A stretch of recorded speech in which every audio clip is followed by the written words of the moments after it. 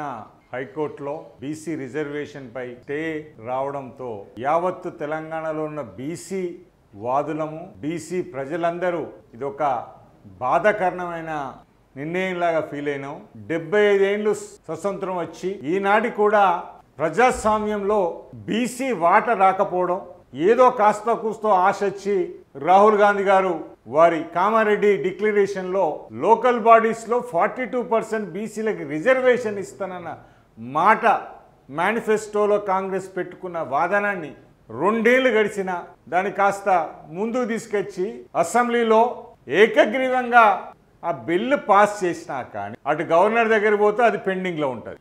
అయినా వీళ్ళు జీవో తీసి నోటిఫికేషన్ ఇచ్చి ఎలక్షన్ నోటిఫికేషన్ ఇచ్చి ముందుకెళ్తున్న తరుణంలో ఆ వర్గానికి తెలిసిన కొంతమంది వ్యక్తులు దీన్ని అడ్డుకునే ఉద్దేశంతో కోర్టులో పిటిషన్ వేసి ఇవాళ బీసీ వాళ్ళ నోటికాడి బుక్కను గద్దెను ఎగిరేసినట్టు ఎగిరేసుకుని పోతుంటే బీసీలు ఇవాళ ఊరుకునే రోజు కాదు.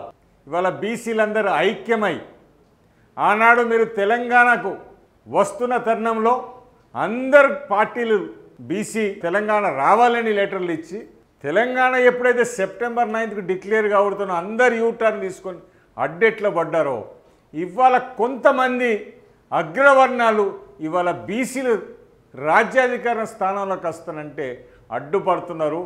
దాన్ని ఎలా అయితే తెలంగాణను అడ్డుపడ్డా కానీ తెలంగాణ ఎలా తెచ్చుకున్నామో ఈరోజు రిజర్వేషన్ కూడా తప్పకుండా తెచ్చుకుంటాం. ఆనాడు ఆంధ్ర పాలనద్దు తెలంగాణ పాలన కావాలన్నారు. ఇవాళ అగ్రవర్ణాల పాలనద్దు బీసీల పాలన కావాలని బీసీలన్నీ ముందుకొస్తున్న తరుణంలో ఇవాళ కొంతమంది శక్తులు ఇవాళ దీన్ని అడ్డుకునే ప్రయత్నం చేస్తున్నారు. మీ అందరికీ ఒక వార్నింగ్ చెప్తున్నాం. ఇలా మీరు అడ్డుకుంటే మిమ్మల్ని అడ్డుకోవడం మాకు ఎంత సమయం పట్టదు. ఇవాళ 60% ఉన్న బీసీలు రోడ్డు మీదకి ఎక్కుంటే సినిమా ఎట్లుంటుందో మీరు చూడండి. మమ్మల్ని కాదని పార్టీలు నడవగలుగుతాయా? ఇవాళ బీసీ ప్రజలు కాదని పార్టీలు నడుస్తాయా?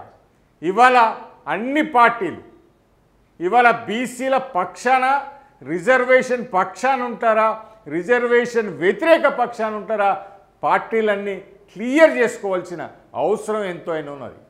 నేను బీసీ నాయకులను ఏ పార్టీలు ఉన్నా కానీ మీరు అగ్రనాయకులను క్లియర్ కట్గా ఇన్ఫర్మేషన్ ఆనాడు తెలంగాణ పక్షాన తెలంగాణ వ్యతిరేక పక్షాన ఇవాళ బీసీల రిజర్వేషన్ పక్షాన లేక వ్యతిరేక పక్షాన క్లియర్ కట్గా చేయండి.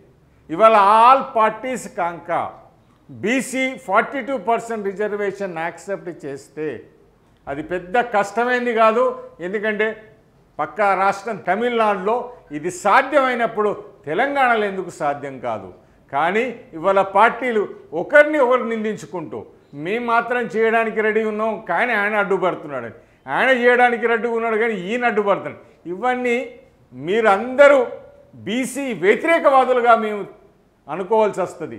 మీకు నిజంగా బీసీ పార్టీ నాయకులకు అందరికీ చిత్తశుద్ధి ఉంటే మాత్రం 100%గా మీరు సపోర్ట్ చేసే వాళ్ళైతే మాకు మద్దతు పలికి ఇవాళ హైకోర్టు కూడా అన్ని పార్టీల కన్సెంట్ లెటర్లు అడుగుతారు.